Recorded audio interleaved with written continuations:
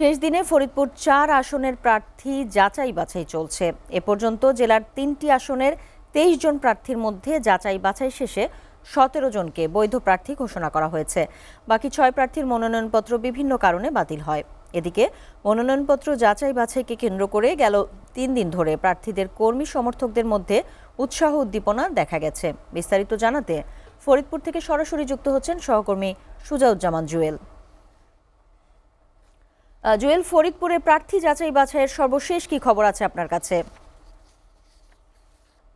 সাবরিনা, আপনাকে ধন্যবাদ। আপনি যেমনটি বলছিলেন যে আসন্ন জাতীয় সংসদ নির্বাচনকে সামনে রেখে এর মধ্যেই কিন্তু মনোনয়নপত্র দাখিলের পর কিন্তু যাচাই বাছাই কার্যক্রম চলতেছে এবং সেই যাচাই বাছাইয়ের যে কার্যক্রম সেটি কিন্তু ১ তারিখে শুরু হয়েছে। আজকে কিন্তু ফরিদপুরের ১, ২, ৩ এবং ৪ যে ৪টি সিট রয়েছে সেই ৪টি সিটের কিন্তু আজকে কিন্তু শেষ দিন এবং শেষ দিনে হচ্ছে ফরিদপুর এক যে আসন রয়েছে সেই ১ আসনের ১৫ জন প্রার্থী মনোনয়ন দাখিল করেছিলেন। সেই ১৫ জন দাখিল করেছে তাদের কিন্তু আজকে মনোনয়ন যে যাচাই বাছাই সেটি কিন্তু একটু পরেই কিন্তু শুরু হবে। আমি আপনাকে একটি তথ্য জানিয়ে রাখি যে এ পর্যন্ত যে ফরিদপুর ২, ৩ এবং ৪ নম্বর সিটে যে যাচাই বাছাই কার্যক্রম চলেছে সেখানে কিন্তু ফরিদপুর ২ যে ৭ জন প্রার্থী মনোনয়নপত্র দাখিল করেছেন সেখানে কিন্তু ৭ জনই বৈধ বলে ঘোষণা হয়েছেন। এছাড়া ফরিদপুর ৩ আসনে ৬ জন প্রার্থী কিন্তু মনোনয়নপত্র দাখিল করেছেন, সেখানে কিন্তু একজন প্রার্থী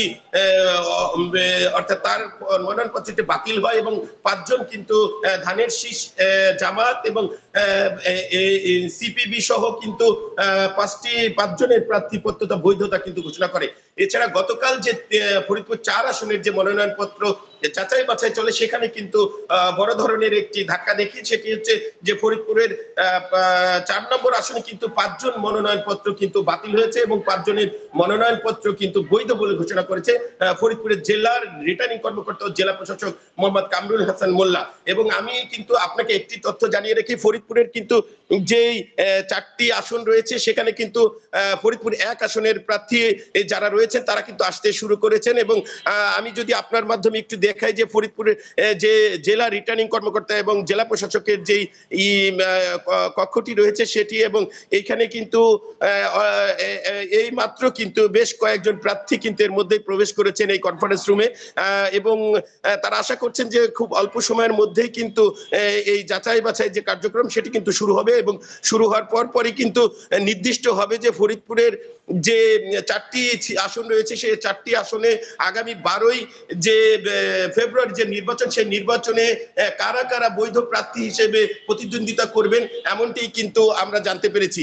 এছাড়া আপনাকে জানিয়ে রাখি যে ফরিদপুরে প্রায় ১৭ লক্ষ ভোটার রয়েছে, যেখানে কিন্তু তারা ১২ই ফেব্রুয়ারি যে নির্বাচন সেই নির্বাচনে কিন্তু তারা ভোট প্রদান করবেন।